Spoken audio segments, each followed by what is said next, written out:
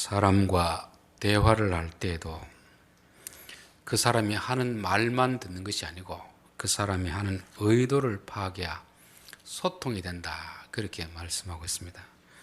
우리 한국 사람들은 동일한 한국어를 말하면서도 서로 소통이 되지 않는 이런 시대에 저희들이 살고 있습니다.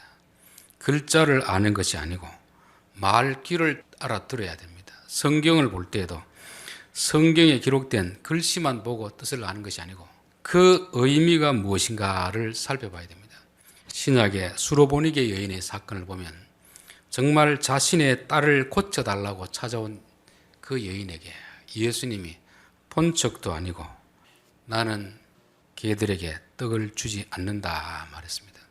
말만 들으면 얼마나 자존심 상하는 말이겠습니까? 그러나 예수님은 그 말 속에 그 여인을 테스트하셨고 그 딸을 고쳐주기 위해서 그런 말씀을 하셨습니다. 다행스럽게도 그 여인은 예수님의 말을 들은 것이 아니고 예수님의 의도를 깨달은 것입니다. 똑같은 내용이 구약 성경에는 사렙다 과부의 이야기가 나오고 있습니다.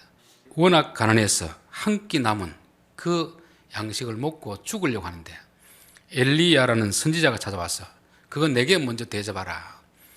말만 들으면 도무지 이 사람이 염치가 있는가, 이럴 수가 있는가 싶은데 그 엘리야는 그 한 끼를 달라는 것이 자기를 위한 것이 아니고 하나님이 그 가정에 복을 주시는데 이 여인을 테스트하는 것입니다. 복을 받을 믿음의 준비가 되어 있는가 테스트한 것이고, 다행스럽게도 사렙도 과부는 그 테스트에서 통과함으로 인하여서 하나님의 복을 받았다는 것입니다.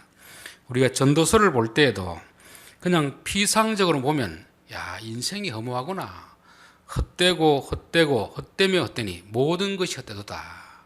우리 앞에도 봤다시피 죄를 지은 악인은 잘 살고 의를 행한 의인은 벌을 받는 이런 불합리한 이런 세상 속에서 우리가 도대체 뭘 해야 될 것인가, 비관적이 될 수도 있고 허무주의에 빠질 수도 있습니다.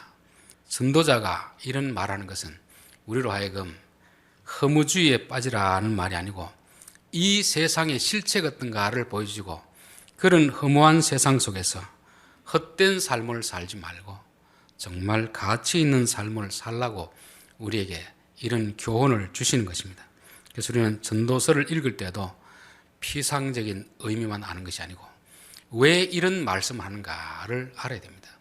우리가 그런 삶을 살기 위해서는 이 땅의 실체를 바로 알아야 되잖아요. 우리는 모르고 자꾸 세상의 가르침을 따라가는데 그 가르침을 따라가면 너희들이 일평생한 수고가 바람을 잡는 것과 같다. 바벨탑을 쌓는 사람들이 우리가 이 탑만 쌓으면 하늘에 닿게 해서 우리가 하나님이 될 수 있다, 그렇게 말하는데 결국은 중간에 다 무너져 버리고 말잖아요. 선악과를 먹으면 하나님처럼 된다고 뱀은 이야기하지만 그 가르침을 따라가면 오히려 하나님처럼 되는 게 아니고 에덴 동산에서 쫓겨나는 그런 결과를 초래했던 것입니다. 그래서 우리는 세상 속에서, 물론 세상의 가르침이 다 나쁘다는 게 아닙니다. 세상 속에는 사단의 가르침이 구석구석에 스며들어 있기 때문에 우리가 그것을 잘 분별해야 될 줄 믿습니다. 자, 오늘 7절 말씀입니다. 너는 가서 기름으로 내 음식물을, 기쁨으로 내 음식물을 먹고 즐거운 마음으로 내 포도주를 마실지어다. 이는 하나님이 내가 하는 일들을 벌써 기쁘게 받으셨음이니라.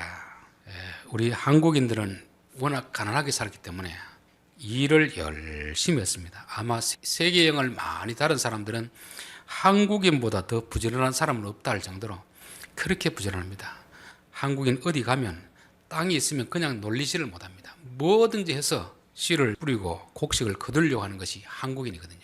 한국인의 특징이라고 하면 부지런함입니다. 부지런함. 근데 부지런한데 지나치게 부지런하다 보니까 음식 먹을 때는 너무 급히 먹는 경우가 있습니다. 우리는 일을 하다가도 좀 쉴 때 먹는 시간이 좀 천천히 먹으면 게으르다, 그렇게 생각합니다. 일을 하다가 빨리 밥을 먹고 빨리 일을 해야 이제 이 부지런한 사람이고 좀 인정받는 사람이 될 수 있잖아요. 근데 그것은 일에 너무 중독된 것이라 성경 그렇게 말씀하고 있습니다. 유럽인들을 보면요, 밥을 천천히 먹습니다. 밥 먹는 간에도 음미하면서 포도주 한 잔을 마셔도 혀에 적셔가지고 음미하면서 먹거든요. 그래서 유럽에 식당에 가면은 외국인들이 예약을 하면 최소한 2시간 이상 걸린답니다. 한국인이 예약하면 30분에 끝난대요. 그러니까 이 만약에 그 시간에 2시간이 비어 있으면 얼마든지 한국 손님은 받을 수 있답니다. 그만큼 우리나라 사람들은 밥을 먹는 게 아니고 그냥 퍼넣는 거죠. 마치 주유소에서 기름 넣듯이 빨리 넣고 가기 위해서 먹는 것입니다. 성경은 너희들 그렇게 하지 마라. 하나님이 내가 하는 일들은 벌써 기쁘게 받았으니까, 그 정도 일했으면 되었으니까 이제 먹는 것에도 조금 관심을 가지고 밥 한 숟갈을 먹더라도 좀 너를 위해서 즐거운 마음으로 기쁘게 먹으라, 그렇게 말씀하는 것입니다. 우리 위의 세대 어르신들은 너무 일만 하느라고 먹고 마시고 여행하고 이런 즐거움을 못 누렸습니다.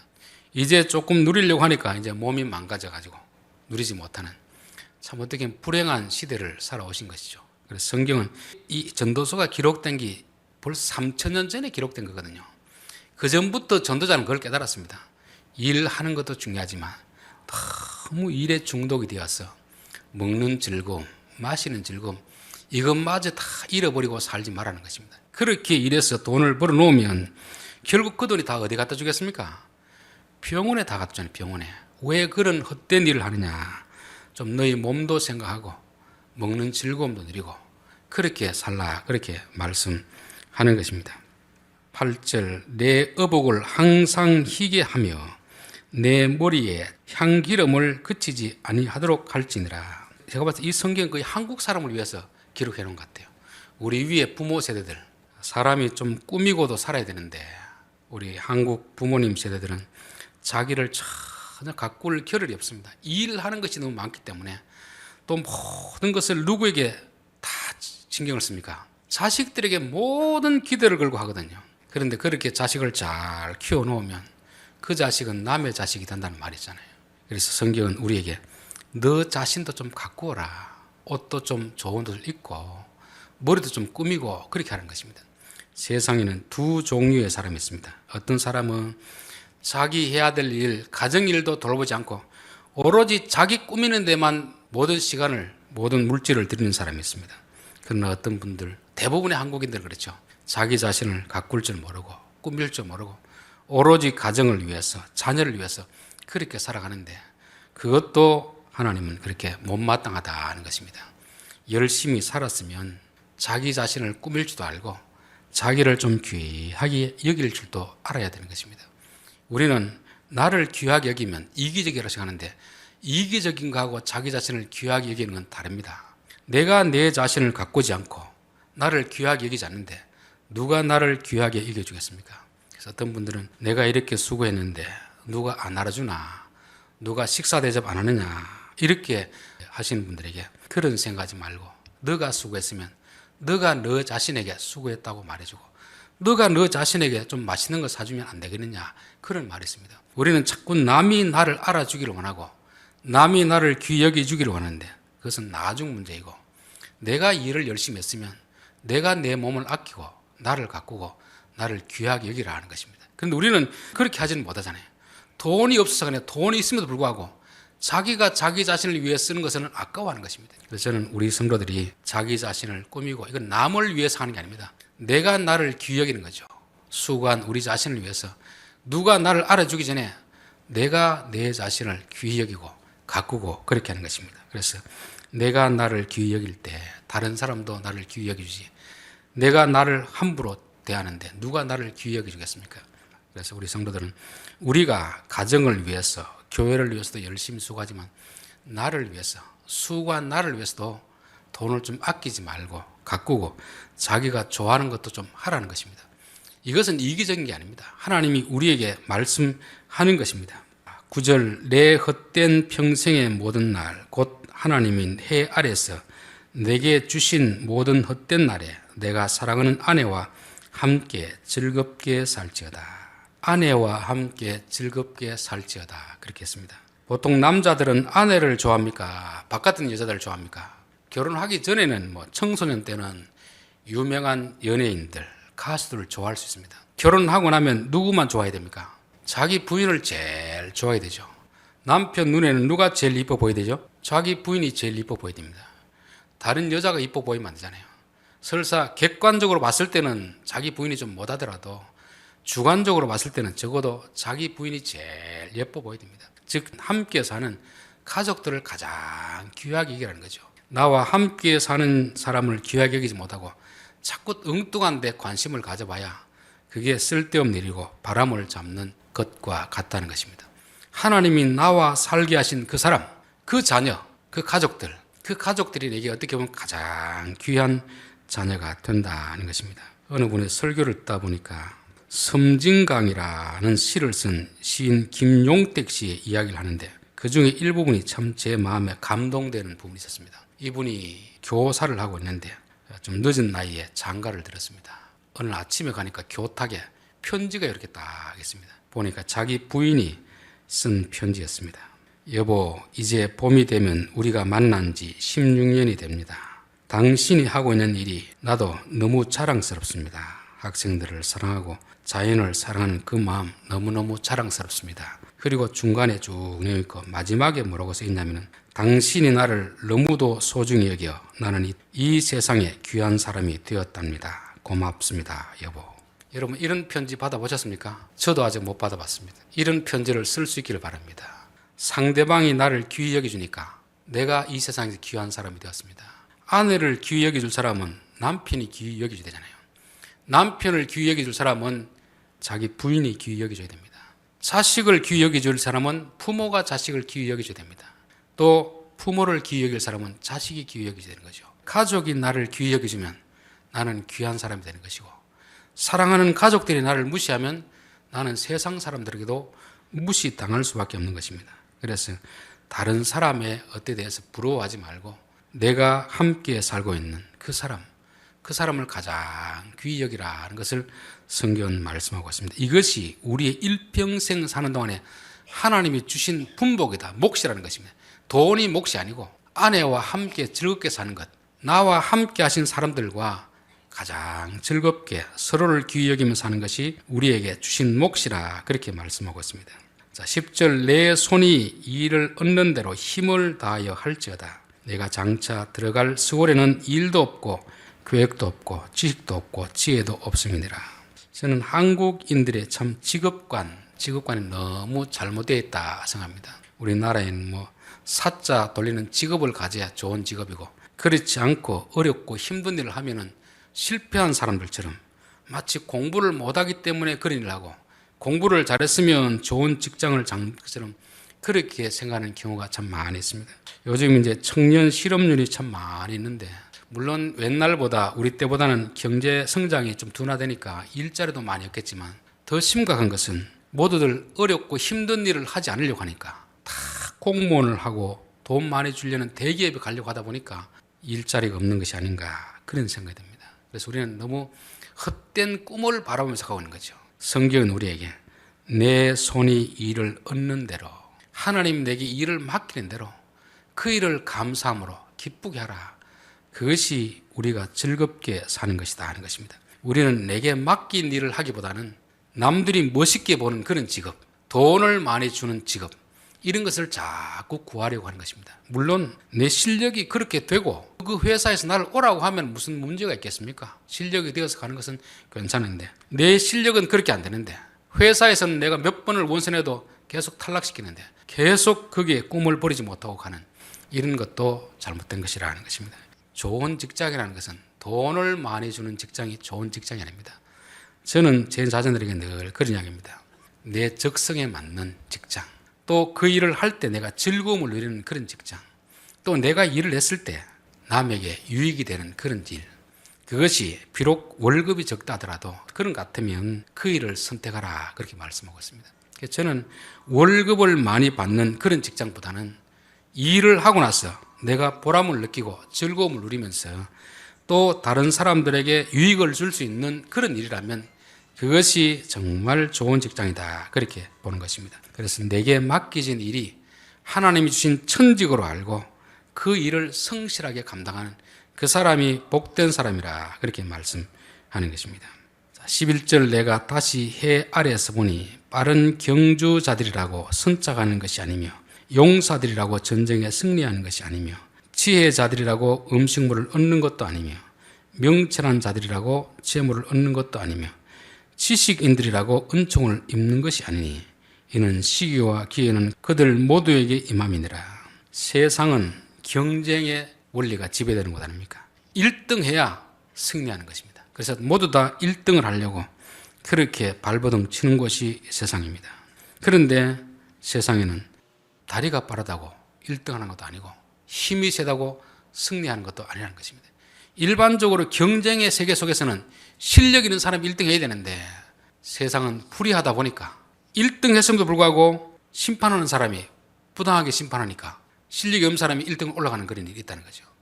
공부를 열심히 한 사람이 서울대를 가야 되는데 열심히 하지 않고도 부모 백을 믿고서 그렇게 가는 사람이 있습니다. 또 대기업에도 실력으로 가는 것이 아니고 누군가 아는 사람이 있기 때문에 청탁으로 들어가는 것이 있다는 것입니다. 세상은 경쟁 사회인데 공정하게 하면 되는데 불공정한 게 많기 때문에 그렇게 되지 않는다는 것입니다. 그렇다고 뭐 열심히 공부하지 말라는 거 아니잖아요. 열심히 그렇게 하다 보면 시기와 때는 있습니다. 또 이게 그렇게 되지 않은 이유가 하나님 나라의 법칙 때문에 그렇습니다. 하나님 나라의 법칙은 경쟁의 원리가 지배되는 것이 아니고 은혜가 지배되는 것입니다. 사랑이 지배되는 것입니다. 여러분 직장에서는 능력 있고 실력 있는 사람이 인정받지만 가정에서는 누가 인정받겠습니까? 가장 약한 사람이 그 가정의 중심에 서게 되는 것입니다. 우리 몸도 건강한 부분보다는 어느 병든 부분, 약한 부분이 온 몸의 중심이 아닙니까? 그 약한 부분 때문에 모든 우리 음식이라든지 약을 중심으로 해서 먹게 되잖아요. 그러니까 세상과 하나님 나라는 정반대의 입장에 있는 것입니다. 마태복음 20장에 보면 품꾼과 포도원 주인의 비유가 있습니다. 아침부터 일한 사람과 저녁에 와서 1시간 일한 사람, 세상으로 말하면 똑같은 임금을 주면 안 됩니다. 하나님은 이 포도원은 세상이 아니고 하나님 나라이고 가정이기 때문에 경쟁의 원리가 지배하는 것이 아니고 하나님 은혜가 지배하는 것이기 때문에 일한 사람에게는 경쟁의 원리를 따라서 하루 품삯을 주지만 나중에 온 사람은 비록 1시간 일했을지라도 하나님이 사랑을 베풀어서 하루 품삯을 주는 것이 바로 그것이 가정이고 그것이 교회이고 이런 것입니다. 그래서 하나님은 우리에게 이 땅에 살아가지만 이 세상 가치관을 가지고 살기보다는 하나님 나라의 가치관을 가지고 살기로 하는 것입니다. 고린도전서 1장 26절에 보면 형제들아 너희를 부르심을 보라. 육체를 따라 지혜로운 자가 많지 아니하며 능한 자가 많지 아니하며 문벌 좋은 자가 많지 아니하도다. 하나님께서 세상에 미련한 것들을 택하사 지혜 있는 자들을 부끄럽게 하려 하시고 세상에 약한 것들을 택하사 강한 것들을 부끄럽게 하려 하시며 저는 이게 확실하게 느껴지는 것이 세상에는 조금 유명한 사람 되려고 하고 정치인이 되려고 하면 어느 대학을 나와야 됩니까? 서울대, 고려대, 연세대 요 세 곳 나와야 됩니다. 그것도 서울대를 나와야 그래도 높은 자리를 앉게 됩니다. 그러나 교회에서 이렇게 큰 교회를 보면요, 뭐 서울대 나온 사람도 있지만 서울대 나온 사람 별로 없습니다. 우리 합동축뿐만 아니라 다른 교단도 보면은 큰 교회를 담임하는 목사님들 보면요, 지방 무인가 신학교를 나온 분들이 많이 있습니다. 그 교회는 교수들도 많고 장군들도 있고 정치인들도 있는데 그 교회 목사님은 정작 정규 신학교를 나오지 않는 그런 목사님들인 경우가 많이 있습니다. 아하, 그걸 보면 하나님께서 이 세상 가운데서 교회만큼은 세상에도 똑똑하고 잘난 자를 세우는 게 아니고 부족한 자를 세워서 잘난 자들을 부끄럽게 하시는구나를 알게 되는 것입니다. 그래서요, 우리는 경쟁에서 이기기 위해서는 열심히 노력해야 되겠지만 그게 다가 아니다. 그게 다가 아니라 세상은 나만 열심히 한다고 되는 건 아니구나. 하나님의 은혜가 있어야 되는구나. 은혜. 그래서 우리는 항상 하나님 앞에 우리가 열심히 하지만 하나님 은혜를 주십시오. 도와주십시오. 그런 기도를 해야 되는 이유가 바로 여기에 있는 것입니다. 오늘 13절부터는 읽지 않았는데 간단히 설명하겠습니다. 내가 또 해 아래에서 지혜를 보고 내가 크게 여긴 것이 이러하니 세상을 쭉 살펴보니까 참 감동적인 게 그것입니다. 어떤 성읍에 보니까 가난한 지혜자가 있습니다. 가난한 지혜자. 가난한 지혜자니까 아무에게도 주목을 받지 못합니다. 그런데 막상 그 성읍에 어려움이 나타나니까 그 성읍을 다스리는 권력자가 그 성읍을 어려움에서 구하는 것이 아니고 가난한 지혜자가 그 성읍을 위기에서 건지더라 하는 것입니다. 이것을 보면 우리가 세상에서 힘있고 권력 있는 사람들이 어려운 가운데서 이 나라를 구하는 것이 아니라는 것입니다. 오히려 외면하고 무시당했던 그런 사람들, 항상 위기 때 영웅이 나타난다는 말 있잖아요. 숨어있던 영웅들, 진짜 필요한 사람들은 눈에 드러나지 않고 그런 사람들이 나타나서 구해준다는 것입니다. 그런데 참 안타까운 것은 15절 가난한 지혜자가 있어 그의 지혜에 이 성읍을 건진 것이라. 그러나 그 가난한 자를 기억하는 사람이 없었도다. 이렇게 됐습니다. 정작 성읍을 구한 사람은 가난한 지혜자인데 구하고 나니까 사람들은 아무도 그를 주목하지 않더라 하는 것입니다. 세상은 지혜자보다 부자들을 원합니다. 지혜자보다 돈 많은 사람들을 원합니다. 그래서 이 사람들은 구해놓고 아무런 대접을 받지 못하는, 이게 세상이 불합리하다는 것이고 세상 사람들이 어리석다는 것입니다. 우리는 지도자를 뽑을 때 보면은 정말 가난하지만 지혜로운 자를 지도자로 뽑아야 되는데 사람들은 그렇지 못합니다. 조금 어리석더라도 그 사람이 부자이고 힘이 있고 권력이 있으면 그 사람을 뽑는 것입니다. 그러면 이들이 우리를 어려움에서 건져주겠지. 그건 착각입니다. 힘 있는 사람들은 그 힘을 가지고 권력을 가지면 자기 배를 불리려고 하는 거지. 가난한 사람들의 심정을 모르잖아요. 사람들은 참 어리석다는 것입니다. 그래서 우리가 우리 위에 어떤 지도자를 뽑을 때는 부유하고 힘있고 잘 나가는 사람을 뽑을 것이 아니고 정말 가난하지만 힘이 없지만 지혜로운 사람을 뽑아야 백성들을 평안하게 해주는데, 이 세상은 안타깝게도 백성들은 그것을 모르고 오히려 우리를 구해줄 그 자는 무시하고 우리를 이용할 그런 사람에 속아서 가는 것입니다. 이게 세상 이야기이고 예수님 이야기 아닙니까? 예수님이 왜 로마 황제의 아들로 오지 않았겠습니까? 가난한 시골 촌의 아들로 태어났겠습니까? 바로 이런 일이기 때문에 그렇습니다.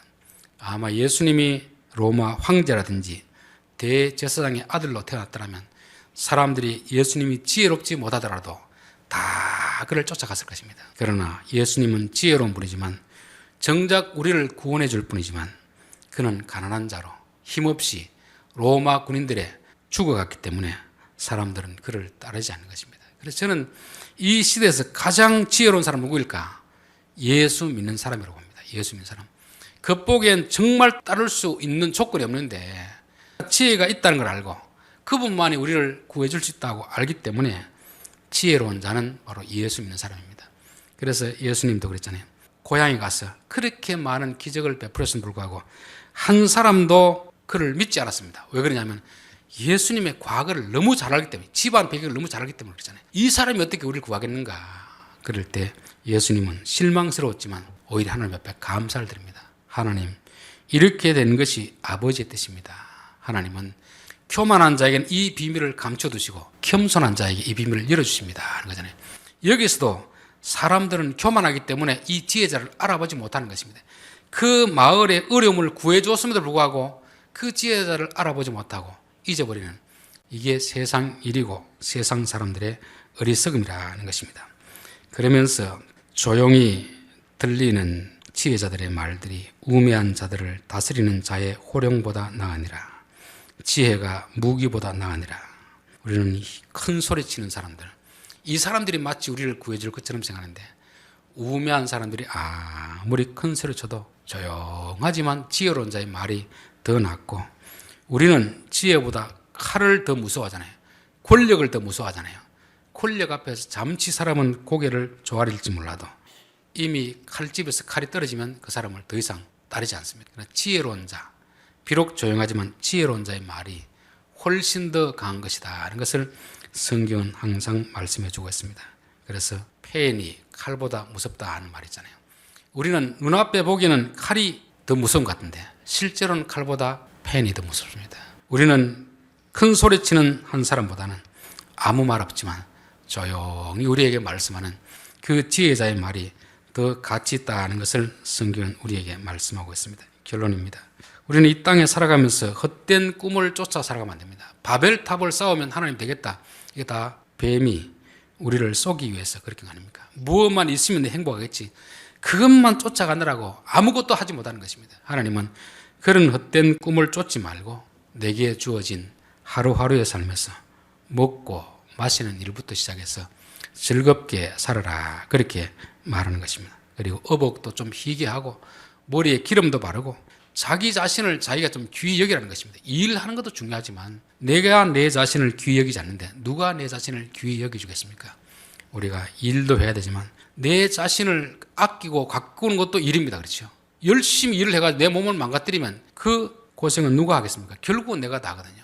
우리 일도 해야 되지만 내가 내 몸 관리도 좀 잘해야 됩니다. 그리고 사랑하는 아내와 함께 즐겁게 살지어다. 세상에 많은 예쁜 사람, 멋있는 사람, 능력 있는 사람이 많아도 그 사람과 나와 관계가 없는 것입니다. 나와 같이 사는 그 아내가 가장 내게 소중한 사람이고 그 아내, 그 자식, 그 가족들을 소중히 여기면서 사는 것입니다. 세상의 법칙은 1등한 자만이 승리할 수 있다고 성관자라고 말하지만 법칙은 맞는데 세상이 공정하지 못하기 때문에 불의한 자들이 많기 때문에 실력이 있어도 1등하지 못하는 경우가 많이 있다는 것입니다.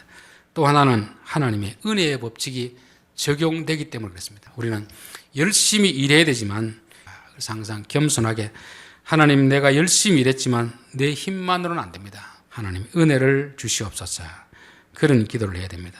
세상에는 힘이 있는 자들이 나라를 구하는 게 아니고 가난하지만 지혜로운 자가 어려우면서 구하는 것입니다. 그러나 이내 잊어버리는 거죠. 그래서 우리들은 이런 어리석음을 범하지 말고 목소리 큰 사람보다는 지혜자가 더 중요하고 칼보다는 지혜가 더 무섭다는 걸 알고 그렇게 살아야 될 줄 믿습니다. 기도하겠습니다.